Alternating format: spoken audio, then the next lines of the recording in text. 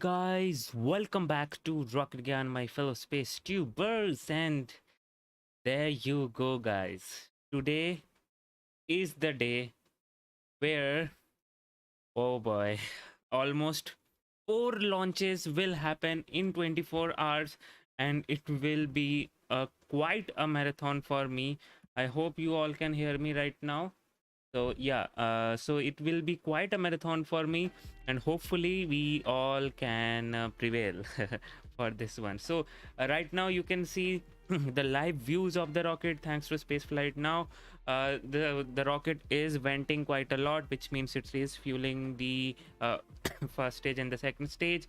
So how are you all? How welcome to the stream, Joel. It will happen. ISRO's launch will also happen. We'll get to it too, but right now let's just talk about this launch. So this launch is the Falcon 9 launch of the SES-22 mission, and in this launch they are going to a geosynchronous transfer orbit. Okay, so in this geosynchronous transfer orbit they will be trying to put the SES-22 satellite. So what this is SES-22 satellite is, let's just have a look at that. At that sorry. So SES-22 mission is quite normal one when it comes to and on the mission profile. So it will have, we haven't seen a autonomous drone ship landing for quite a long time. I mean, I haven't streamed that because Starlink launches are obviously with on the drone ship, but I don't stream them. So yeah, so a normal typical launch profile: ascent, stage separation, flip, maneuver, entry, burn, aerodynamic guidance, and vertical landing. And talking about the second stage, fairing SEP, payload SEP. But for before that, you can see the second engine start 2 happens. So you know, the second engine starts 2 happens, and the second seco 2 also happen. So therefore there will be like 2 burns and since there are 2 burns, so the first burn will ensure it is in the parking orbit, and the second burn, which is this one, will ensure that the apogee is around 36,000 kilometers, which is a geosynchronous transfer orbit apogee. So this is how the mission profile looks like, and now let's have a look at the SES-22 satellite. So this is the constellation basically. So this SES-22, SES-17 also launched in 2021. These SES satellites ensure digital broadcasting services in North America. And you all know SES is a telecommunication company in America. So there you go. This is the satellite for them, and that is the reason why it is going to a geosynchronous orbit, because it has to be over the North American region 24/7 and provide all the services 24/7. So 20 geosynchronous orbit makes so much sense. Now this is how it looks like. This is when it was being tested for the vibrations and launch vibrations and all. But this one is a C-band communication satellite. This satellite was designed by Thales Alenia Space. Okay, so this satellite is the 11th satellite based on the proven Spacebus 4000 B2 platform. It has a mass of around 3.5 tons, 2 solar arrays, and a lifetime of 15 years. So this is how the satellite looks like. This is the Falcon 9 fairing, and this is the antenna. These are the 2 solar panels, and yeah, the satellite will contribute to the effort of clearing lower 300 megahertz of C-band services to deploy 5G services in United States. So this is a important satellite going up in space, and yep. This will also be having the software which is known as adaptive resource control. This software already supports the SES-17 mission, and this is a very cool software because this provides dynamic management of service requests and available resources in orbit and on the ground. So this is like a, you know, this software ensures that the network requirements and the service service provided by the satellite is dynamic. It is not, it is, or you can say, a more optimized version of providing services to a user, so that the satellite also does not have a load, and the customer can also have a seamless digital service. So this is how the satellite looks like inside the fairing, and we have now seen everything. Now let's have a look at the mission patch. So this is the mission patch designed by SpaceX. Many of you, there are people who think that SpaceX has stopped designing their own patches, but there you go. This is a nice little cute patch for the SES-22 mission, and yes, I wanted to show you this is how it looks like. So talking about the weather forecast, so this is the weather forecast conditions. Around 20% only probability of violating weather constraints. So there is a backup launch opportunity tomorrow also if it does not happen today, but I don't think so that it will be a problem, because 20% is good enough. So until unless there is some range or technical issues. So yeah, we should be good to go to see the mission. So let's see if we have the broadcast from the SpaceX, and I'll switch over to that. Okay, so yep, we do have. As SES-22 embarks on its journey to space on a SpaceX rocket to deliver TV and radio experiences, as well as data transmission services to millions of Americans in the U.S. But its mission doesn't end there. SES-22 is also part of SES's program to complete the FCC's plan to rapidly clear C-band spectrum, with the goal of making room for 5G-enabled services in the U.S. So it was becoming clear 4 or 5 years ago that for 5G deployment across the US, you had to get access to mid-band spectrum, and plentiful amounts of mid-band spectrum. And in the US, C-band was the most appropriate, but it was full of services that we were delivering for our broadcast customers. C-band broadcast networks have existed for 40 years, working with them to reprioritize, move to the higher parts of the frequency, and free up the whole of the 300 megahertz of C-band spectrum for the mobile operators. And these satellite launches help us to reprioritize the use of spectrum in the US in favor of 5G services, which I think is incredibly strategic and also economically important in the US. Since 2020, SES has been working tirelessly to move its existing U.S. customers into a smaller portion of the C-band. Opening up part of the C-band will help wireless operators to quickly deploy 5G networks across the continental U.S., bringing ultra-fast services to consumers and businesses. So this launch that's happening right now is critical. We've already cleared about a third of the spectrum in the most important parts of the US by working with our customers to reorientate their networks. But this launch and the other two that will follow are the ones that will allow us to clear all of the spectrum permanently, and most importantly, protect all of the broadcast services with high-performance filters that we're installing across the US following this launch. So could not be more important, and we could not be more excited about this upcoming launch. It took satellite manufacturer Thales Alenia Space only 22 months to build SES-22 before the spacecraft was shipped to the launch site. That is an achievement. When launched, SES-22 will be positioned at 135 degrees west and will provide broadcast and connectivity services to millions of Americans starting in early August 2022. To clear C-band spectrum while maintaining uninterrupted services, SES will be launching 4 more C-band satellites in the next few months. SES is on track to meet the FCC's accelerated C-band clearing deadline of end 2023, proudly enabling the next wave of 5G-led innovation in the United States. There you go. As I said, C-band will be cleared from this launch because that is necessary for the 5G services to roll out to US. One of SpaceX's earliest launch customers and has been a key partner in a number of firsts for us. SES was the first commercial satellite operator to launch with SpaceX back in December of 2013 with SES-8. This mission also happened to be SpaceX's first mission to a super synchronous transfer orbit. Now, most notably, SES was also the very first customer to fly on a reused booster. SpaceX launched SES-10 back in March of 2017, using a booster that previously supported a Dragon cargo resupply mission. Stage 1 RP1 load complete. Now, just 5 years later, SpaceX has reflown Falcon rockets 102 times.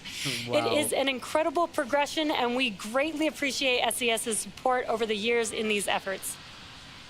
Now, as far as the mission to space, in order to get SES-22 and any payload into orbit, the rocket has to not only go up really fast, it also has to go sideways. So as we ascend, we tilt the engines, and the technical term for that is called gimbaling, and that turns the rocket horizontally. Now, we're still going up, but we are also heading horizontally away from the launch pad, and that's what we call a gravity turn. The rocket typically needs to go 17,500 miles per hour horizontally in order to avoid being pulled back down to Earth and get into orbit. Now, to help demonstrate this concept, here is an image firing a cannon from a really high mountain. The cannonball will arc, and then gravity will pull it back down to Earth. And as you increase the power, the cannonball will arc and land further and further away. Now, eventually, if you could continue to increase the power, the cannonball will be going so fast that it ends up in free fall around the Earth. Now, gravity is still pulling it back down to Earth, but it's going so fast that it never hits the ground. Pressurizing for strong back retract. Now, this arc, which constantly misses the Earth, is called an orbit. So when we get to liftoff today, watch orientation of the Falcon 9 vehicle. You'll see that we go straight up until about T plus 10 seconds, at which point we will begin that shift in orientation, so Falcon 9 can go sideways really fast. So be sure to keep an eye out in just a few minutes. Okay, so welcome to this stream. Flying the Bug, Remy G, and BC Stargazer, Mars 2028, and Blues Traveler. Yes, we have a 2-hour launch window, although the weather is looking really good at the start of the window. On your screen, there are clamp arms opening up. That is connected to the transporter erector, which we will begin to retract away from the vehicle once that clamp arms are done opening. I will use the transporter erector to roll the vehicle out to the pad and raise it to its vertical launch position. And it looks very slow and slight, but it looks like the clamp arms are now open and the transporter erector is retracting just slightly away from the vehicle on your screen. So T minus routes vehicles, fluids, power, and telemetry umbilicals from the ground systems to the rocket and satellites until Falcon 9 goes on internal power and clears the pad. T minus 3 minutes and 15 now seconds we are remaining. coming up on the next event, which will be LOX load complete on the first stage. That happens around the T minus 3 minute mark. Second stage. Stage 1 LOX load complete. There's that call out, that LOX load is complete on the first stage. Second stage will complete around the T minus 2 minute mark, just about a minute away from now. So during the start of the window, it is around, the weather conditions are just 80. Okay. He said the range is 60% also favorable. green for launch. The vehicle and payload continue to be healthy, and if for some reason we are not able to launch today, we do have a backup opportunity tomorrow at the same time. So it's looking quite cloudy, but we have 60% go for the launch as per the weather constraints. So it was around 80% before, so it is deteriorating. Again, we are coming up on let's completion of propellant loading of the Falcon 9 vehicle. Second stage is coming up here at around the T minus 2 minute mark for LOX load completion. Oh, that was a cool puff. T minus 2 minutes and 5 seconds remaining. Wow, that liquid oxygen coming down from the rocket looks amazing. Yep, thin clouds. Hopefully, right now things are looking good. And when we are under T minus 1 minute, we'll get a LOX load complete. final go Great from the news, launch director. propellant loading is now completed on Falcon 9. Next event we should hear is Falcon 9 in startup, and that'll be when the flight computers take over the vehicle. Gas launch closeouts. And now that we finished prop loading, we are venting out the liquid oxygen lines on that transporter erector. And you can kind of see that venting there on your screen as you see more of those white clouds around the vehicle. Okay, guys. It's the time. We are T-minus 70 seconds from the launch. At the T-minus 1 minute mark, Falcon 9 will go into startup.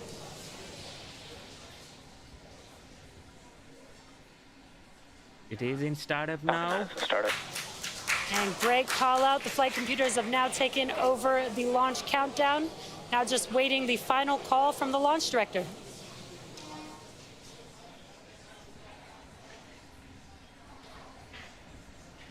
Okay. Let's see. Final waiting for the final go from the launch director. It should have happened by now. T-minus 30 seconds. I think it has Launch been. director, we are go for launch. There you go. T-minus Great 30 news, all seconds systems go remaining. for launch. Let's watch as Falcon 9 takes the SES-22 T-minus satellite 20, into orbit. 19, 18, 17, T-minus 16, 15 seconds. 15, 14, 13, 12, 11, 10, 10. 9, 8, 7, Okay. 6, 5, 4, 3, 2, 1, 0. Ignition Mission and liftoff. and liftoff. This And when you just change the current normal. never gets old. Pitching downrange. Wow.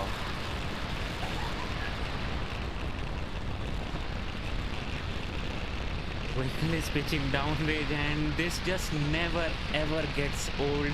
This looks so cool. Thank you so much LabRat for that 1399. I'll get back to you, but right now let's just enjoy the launch. Falcon 9 has successfully lifted off from pad 40, carrying the SES-22 satellite. Rest 1-3 nominal. And we have throttled down the engines on stage 1 in preparation for max Q. Although the flame looks This is the quite, largest structural load that the vehicle sees, and that should be coming up in about 10 seconds or so. Supersonic. quite orange today. Maybe just the camera glare. But yeah, it's quite orangish today, and Max Q. okay, it's max Q. That was And a great paper news, cone. the vehicle is now through the highest amount of aerodynamic pressures. That So was a with paper that, we cone will which you have just saw. It went past. If you noticed it, you must have seen that. And SES-1, MECO stands for main engine cutoff, and that's where all 9 of the M1D engines shut down and slow the vehicle down in preparation for the next event, which is stage separation. And back chill. And stage separation is exactly what it sounds like. That's where the first and second stage separate from each other. First stage will start to make its way back down to Earth, and again, we will be attempting to land on our drone ship A Shortfall of Gravitas today. And during that time, stage 2 will continue on its journey with the third event, SES-1, or second stage engine start 1. That's where the single Merlin vacuum engine on the second stage will light up, and it will propel the second stage along with the SES-22 payload to orbit. Now, in addition to these 3 major events, the fairing halves will separate about a minute after SES-1, so keep an eye out. There for you that as go, well. guys. Things are looking great, and this is the intersection, and we can see those used parts in here. So there's that blackish suit and all those things. MECO. Stage separation. Stage separation confirmed. Wow, and ignition. And back ignition.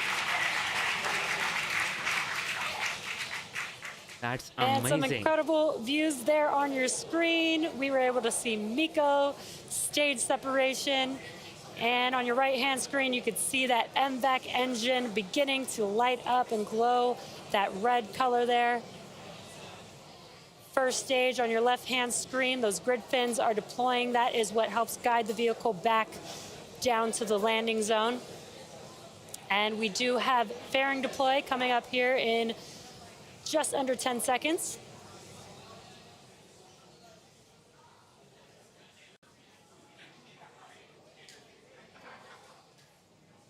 And we have fairing deploy.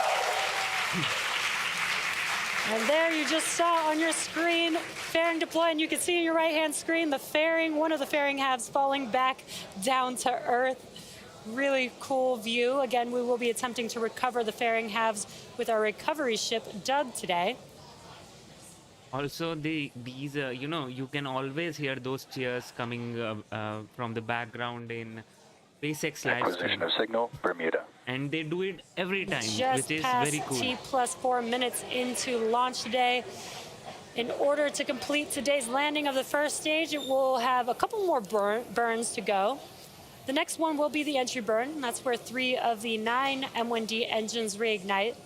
This helps to slow the vehicle down as it's re-entering back Trajectory nominal. into the upper parts of the Earth's atmosphere. Entry burn is just under 2 minutes from now.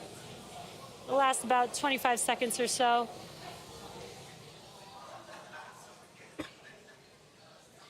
And then these last and final burn for the first stage will be the landing burn.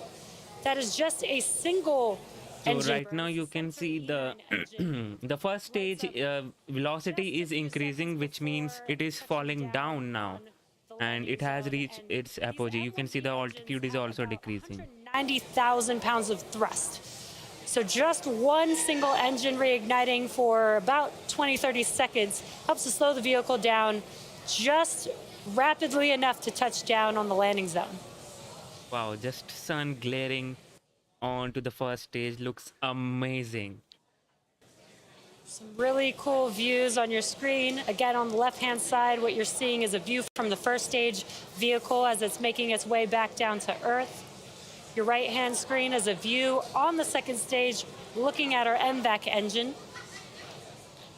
So this MVAC engine is, may look very small in this, video, but let me just tell you, the size of this MVAC engine is like this.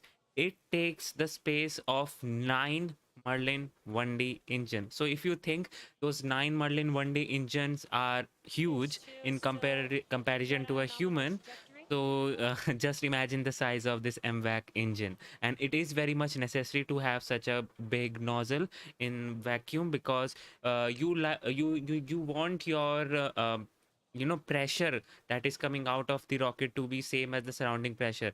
If that is the case, then you have the most efficient burn. So entry burn has started right now. As you can see on your left-hand screen, those 3 M1D engines have reignited for the entry burn. Again, just a short burn helps to slow the vehicle down as it's entering back into the upper parts of the Earth's atmosphere. And we have T plus 6 minutes, Stage 45 1, entry burn, seconds. shutdown. Entry burn shut And down. as you see, those engines have now shut down. That concludes the entry burn. Again, next up for the first stage will be the landing burn. And the entry Both burn... vehicles are on nominal trajectories. Let's see if the Great call outs, footage nominal goes away. trajectories for both vehicles. Now, the entry burn does help slow the vehicle down as it enters back into the Earth's atmosphere, but the atmosphere actually helps to scrub most of the velocity on the first stage. So that's why we can let it coast until we get closer to landing, and then we'll ignite that last engine for the touchdown just a They few have seconds before certainly landing. improved the antennas and footage in here. So there you go. And we're just about 30 seconds away from the landing burn on the first stage, but we will have a couple events happening back to back. First will be transonic. First will be SECO 1, that is second stage engine cutoff 1 for the MVAC engine on that Stage second 2, stage. FTS is safe. Just a few seconds after SECO 1 Wow. will be the That landing pressure burn beginning. wave coming in, max Q, basically. That's what is happening. Kind of. Not exactly, but yeah. So, Stage 1, landing burn, startup. landing burn, MVAC shutdown. start up. There we had both of those events, SECO 1 and the landing burn beginning on the first stage. Again, attempting to land on Nominal orbit insertion. a shortfall of gravitas. And How? confirmation of good orbit on the second Stage stage. 1, landing leg deploy. Can Expected loss of signal, Cape. How can it miss the landing? Stage 1, landing is confirmed. Bullseye every time. There you go. And what an incredible view. As you can see, Falcon 9 has touched down on our drone ship, A Shortfall of Gravitas. This landing marks the second successful landing for this particular booster, having supported previously the Starlink launch in May. It also marks our 127th overall successful recovery of an Orbital class rocket, including both Falcon 9 and Falcon Heavy first stages. And we also did have confirmation of good orbit on the second stage, so a successful second stage engine cutoff and first stage landing. We are going to be in a coast phase until just before the second relight of our MVAC engine on the second stage, which will be followed by payload deploy. So sit tight and we'll see you back here just around the T+26 minute mark. Wow, that was something. You know, every time it lands, it just always looks like it will miss, it will miss, it will miss, and at the end of the day, it does not miss at all, and we get the bullseye every time. So first of all, thank you so very much, LabRat, for that 1399. It really helps the channel, and you know, thank you so much. I can't thank you enough for that contribution. Really appreciate it. I'm glad that you all like my work, and for sure I'll, you know, improve on it. But right now I need some money because I am starting a new phase in my life. So yeah, these funding and donations would certainly help. So yes, as I said, SpaceX just never disappoints. Falcon 9 has landed again on the drone ship, and the landing was so beautiful, and they have certainly improved the you know, these their antennas and these videos so that they don't lose their footage. Although this time it was going through a thick atmospheric layer, not very sharply, but you know, slowly, but the time spent in the air was, you know, quite a long. So yeah, it's been over a year since the last time they actually did miss the drone ship. Exactly exactly, March 2028, and now they don't do that. They don't know how to miss a drone ship. They don't know how to fail a mission. As simple as that. You know, it is like for other companies it's an achievement to reach an orbit without any problem. For SpaceX it would be an achievement if they fail to reach the orbit. It's like that. Now achievement is like, you know, a very hard thing to do. Similar to that, failure is a very hard thing to do for SpaceX. So no matter what you want to say, what you think about SpaceX and Elon Musk, but the work they are doing is just amazing. So yeah, yes, thank you so much. Did she say yes? No, Blues Traveler. We have some time for that. But what do I mean by my new phase of life is that I am moving out. My college has ended. I'm an engineer now, and I've got a job, so I'm moving out for the job. And from, you know, 4th of July, I guess, yes, 4th of July is when I'll finally starting my new phase of life.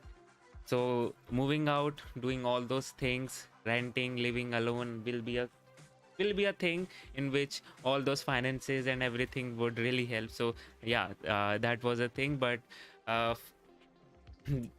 since I'll be on a job, so you know, those live streams may reduce. So there is one consequence for that. But I'll make sure if I can't do a live stream, I'll make some video doing all the explanations, like everything, you know.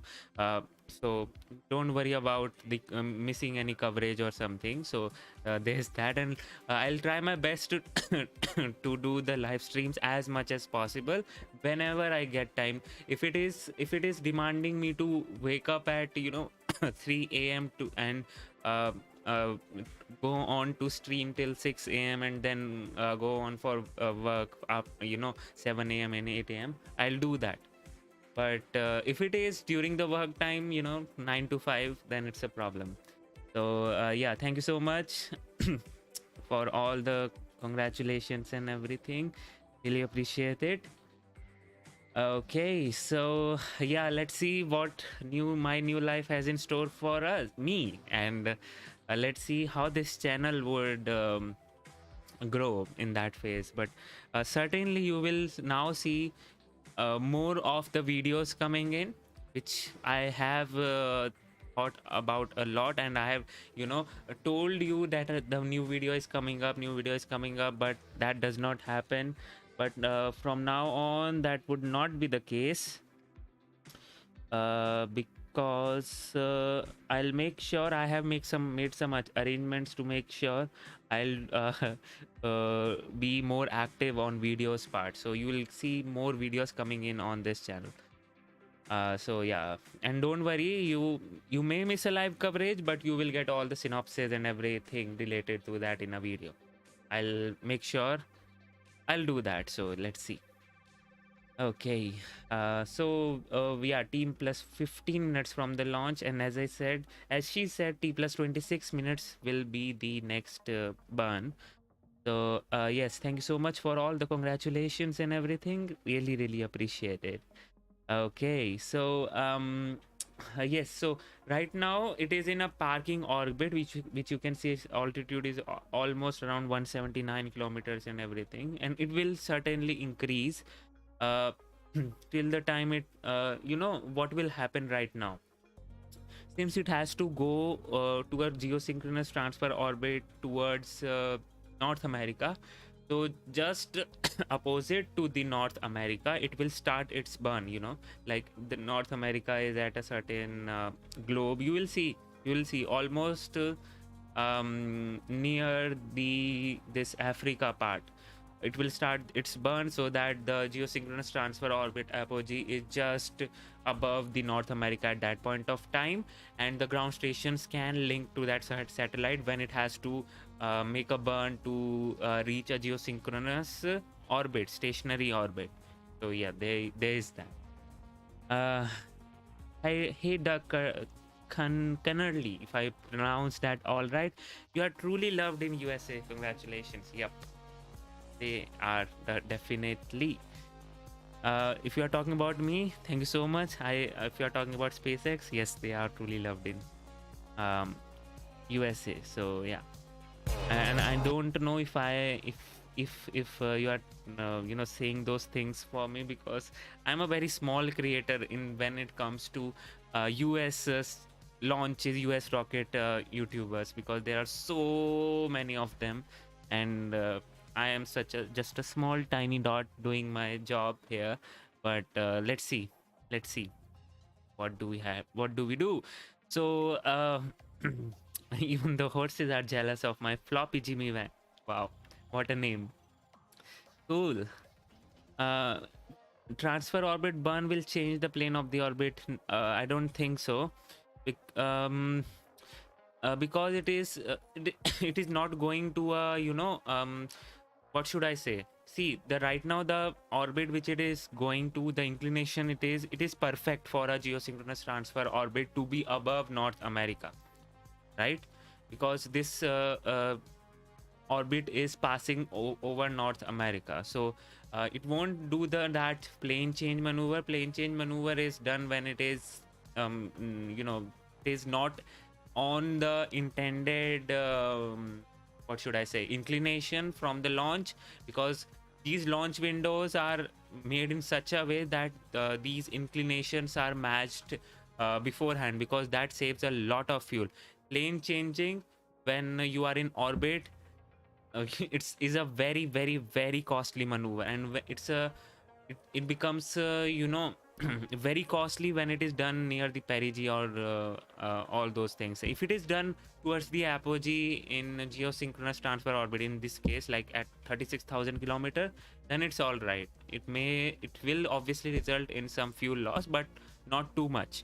But when you are doing a plane change maneuver at perigee, boy, you are messing up with your fuel requirements.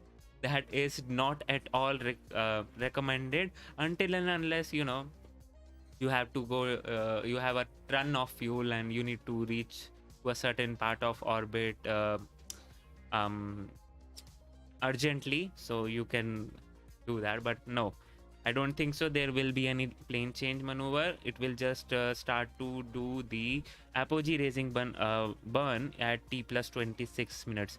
It will be for around 1 minute and 30 seconds or so, and then yes, that MVAC engine is very very powerful. In just 1 minute and 30-second burn, it will be able to raise the apogee from around 200 kilometer orbit to 36,000 kilometer.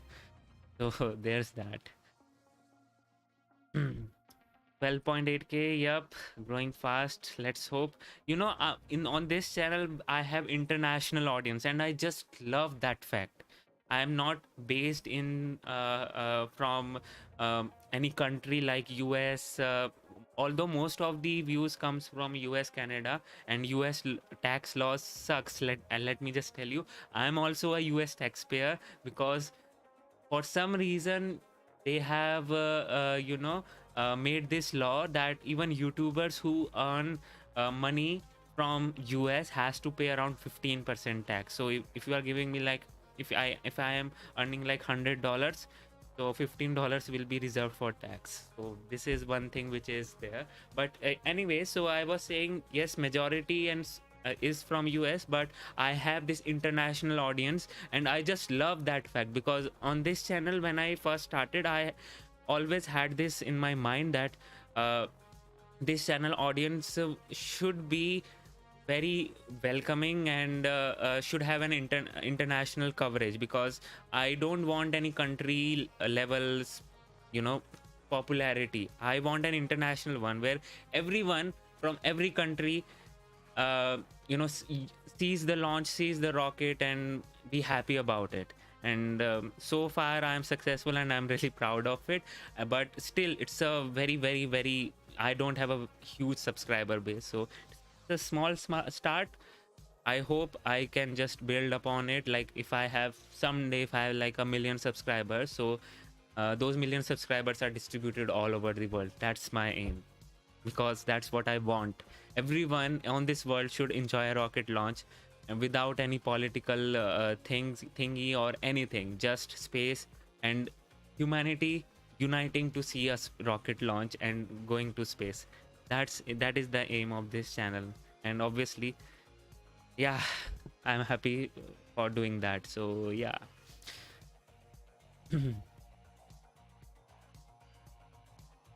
So yes, you are right about the geosat as inclination of 0 degrees. See, you can also have a geosynchronous geostationary orbit at yes, you are right about that. You can say that it has to do a plane change maneuver, and we can see that maneuver happening in here. So there you go. But what I wanted to say is that perigee, the plane change maneuver at perigee is not at all recommended. That's what I wanted to say. And most of that plane change maneuver will not be done at this point of time. If there is any plane change maneuver which is needed, it will be done at apogee. So a small amount of plane change is there. Obviously, it is not going equatorial. You can see it here. So any this is just needed. This plane change maneuver you can see also on your screen. This plane change maneuver is just needed so that when it comes when it reaches apogee and it does its plane change from there, it can achieve a 0 degree inclination. So yeah.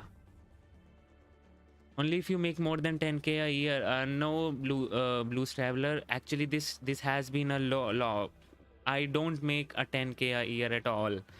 I barely make earning which can be extracted from YouTube. YouTube has a threshold from a certain earning, and after that only you can withdraw it to your bank or whatever. But no matter if you earn $1 also, then also 0.15 cents will be deducted and paid to the tax.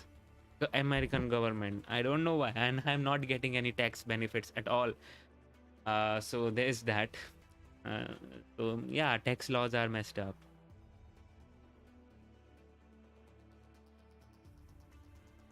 Yes, Stargazer, it can be incremental, but the most efficient way of doing that is at the apogee. So yes, those you are absolutely right about this. Sometimes those orbital change maneuvers are such a way that you need to do first of all a inclination change maneuver in mid of your flight, and then final burn at the apogee also. So it totally depends on the orbit in which you are going and from where you are going. So there is that. It is not achieving a 0 degree orbit in here, so I'm guessing it will do a plane change maneuver in the mid of the its orbit, and then a final corrections in the at the apogee. But obviously I am not a flight engineer here working for the satellite or SpaceX, so don't know the specifics about it. Also, we'll see what happens, but I'll surely read about like how the geosynchronous transfer orbit is achieved from American launchers. So because it would be very interesting, because America is located in a you know upper part of the equator. So yeah, I'll have a proper look at it, and the next stream maybe yeah, the Atlas 5 is launching to a geosynchronous transfer orbit, I think so, but it's a USSF launch, so I don't see we will be getting a proper live stream for that. But yeah, I'll be reading about it properly and surely get back to you with a much more detail. Hey Louis Smith, welcome to the stream. I would hire a tax attorney and find out and save all that.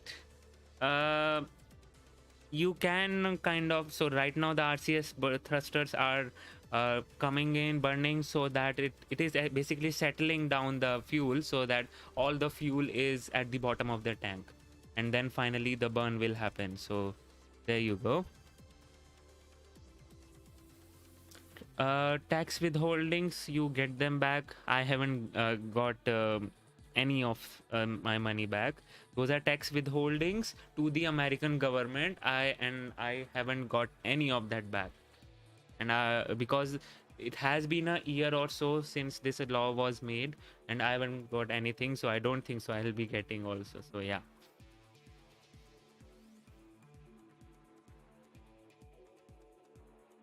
$541 configuration, yeah, Atlas 5 with that.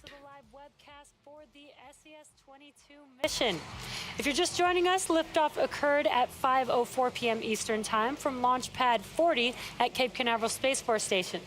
Now, post liftoff, we also had a successful main engine cutoff, stage separation, ignition and shutdown of the second stage, fairing deploy, and first stage landing.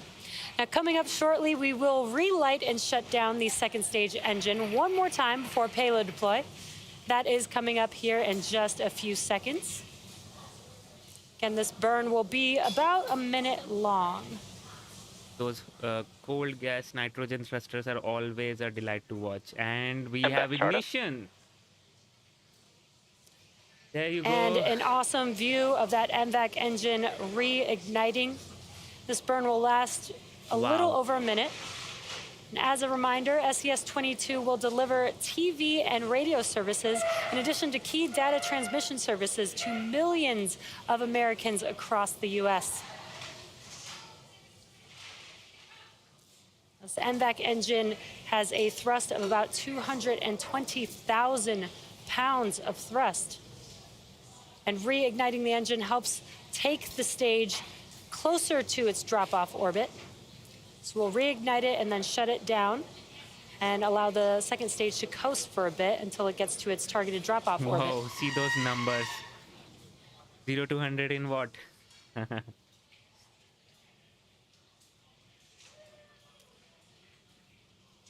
Wow, see that acceleration. And right now it is not burning at full acceleration, let me just tell you. The thrust is too much on And this back, shut down. comeback. Hey, there you go. Shut down and achieved. There we heard that call out and saw a little bit of the MVAC engine shutting down. We are waiting for confirmation. Nominal orbit insertion. That's exactly what we were waiting for, confirmation of good orbit. So with confirmation of a successful second stage engine start and cutoff, we're going to take another quick short break, sit back and enjoy the space tunes, and we'll join you live to cover payload deployment in about 4 minutes from now.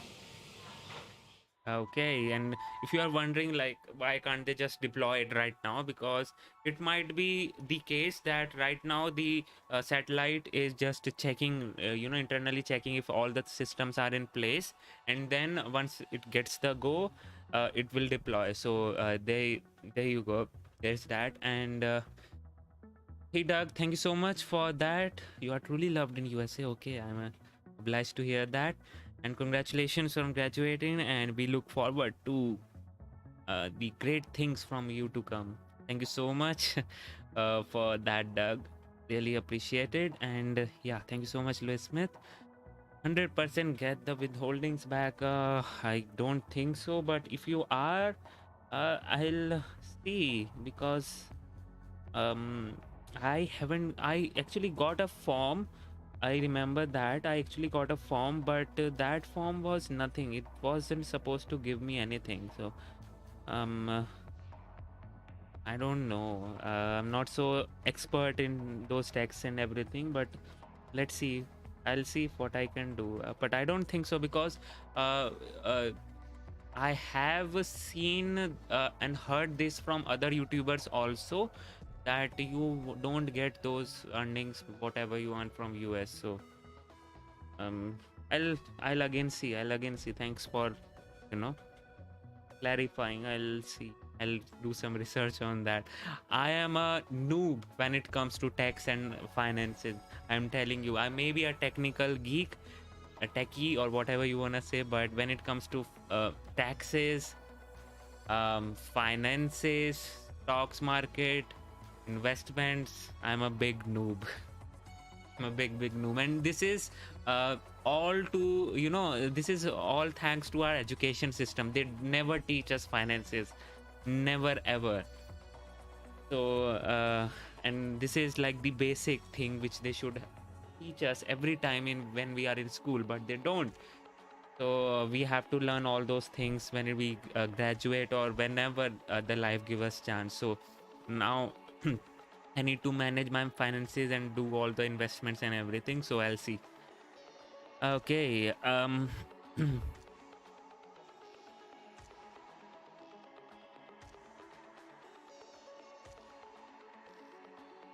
Robert was nearby, Canaveral. Okay. Acquisition of signal are to be subject. Maybe he saw the launch. If he did, congratulations to him, because it may be a common thing in US, but all over the world, rocket launches are a very rare thing. I myself haven't seen any rocket launch. Haven't seen at all. I may go to see one rocket launch for sure now. But let's see how the things would look like. There you go. It has gained 200 kilometers in 2 minutes. You just see now the velocity is decreasing also very quickly, but you can see the altitude, it is also increasing. So it is going towards the apogee, because at the apogee it is the slowest. So there you go. And that is one of the reasons why any burn you perform at apogee is fuel efficient, because you are going the slowest there. So you also need the little amount of delta V to do any burn, because you are at the slowest speed at that point of time, and a little bit change of any speed there would result in a big change in the orbit at perigee or for the inclination. So yeah, there you go.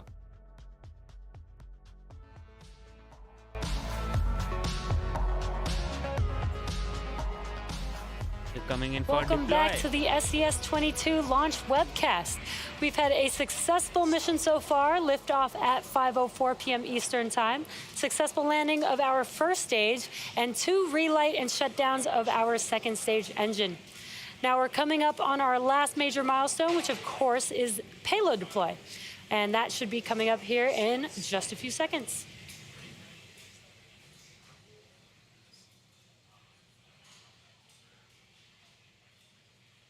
There you go. Payload separation confirmed. SES-22 You are satellite watching the has been SES-22 deployed. satellite drifting away from Falcon 9's second stage. And that confirms payload deploy. So with successful deployment of the SES-22 satellite, that will bring our webcast to a close. We want to thank SES for entrusting us with today's mission and all of you for joining us. If this launch got you excited about space and you're interested in joining our team, check out spacex.com/careers to check out our open positions. Thanks for tuning in, and we'll see you next time.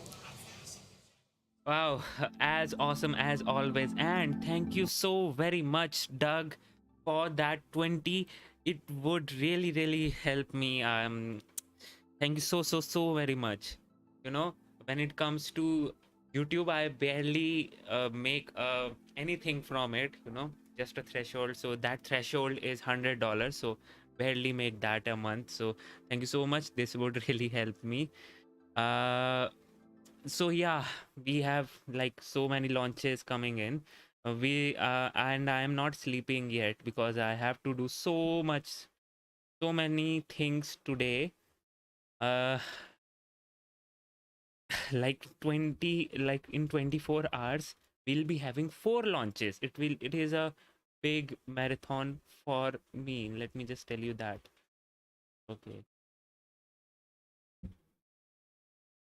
in just how many hours we'll have a Virgin Orbit launch. So this is also a rare one because Virgin Orbit does not launch too much, you know. Always fun a little dance at times. Yep, that is correct, Pratim. So in just 7 hours, almost, yeah, 8 hours, we'll have a Virgin Orbit launch, a rocket launching in from a plane. So there is that. And then we have this PSLV C-53 launching from the ISRO. So that would be a good thing to see because ISRO launches are also very rare, but whenever that happens, you get a ton of information about that launch. I mean, those trajectory and everything, and those views are just tremendous. So, and I'll make sure that you get all those, you know, animations. Kerbals will be there to save the day, so will be there for that. And then we have the Atlas 5 launch in just approximately 24 hours from now, uh, um, launching the USSF mission to, I guess it will also go to GTO orbit. So um okay, yep, it is also going to a GTO. So there is that. uh okay, so you know, I have certainly a big day ahead for me, and I'll be barely sleeping, I must say that. So let's see what do we have in store for us. But if you like the stream, do give it a thumbs up, and thank you so much, Doug and Labrat, for you know, supporting me and financing this stream. Thank you so very much, really appreciate it.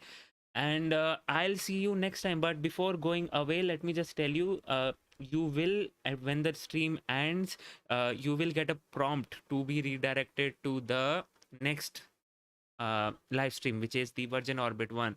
So if you get that prompt, do visit it, and you know, hit that bell icon to, so that you don't miss that coverage too. So I think that should sum up today's launch. It would be interesting to see the rocket launch from ISRO, Virgin Orbit, and the Atlas 5. A big marathon ahead for me. So I guess that is pretty much about it. Let's just have okay, speaker Michael J. Thank you so much for those footage. Let me just first of all. Yep, there you go. Those images, those you know, those views of the launches are always very great. So yeah, let's end on that note. Thank you so much for tuning in. I'll get a nap for like 3 hours for now, because it's already 3:15 a.m. here. So I'll get some nap, wake up, and do my work. So thank you so much for tuning in. It was amazing experience with you all, and I hope you also liked the coverage. And now, you know, get back to me again in just 7 hours from now, and I'll see you again for the Virgin Orbit launch. So until then, this is Priyanshu Roila. You just saw Rocket Gyan. Stay safe, stay healthy, and bye bye.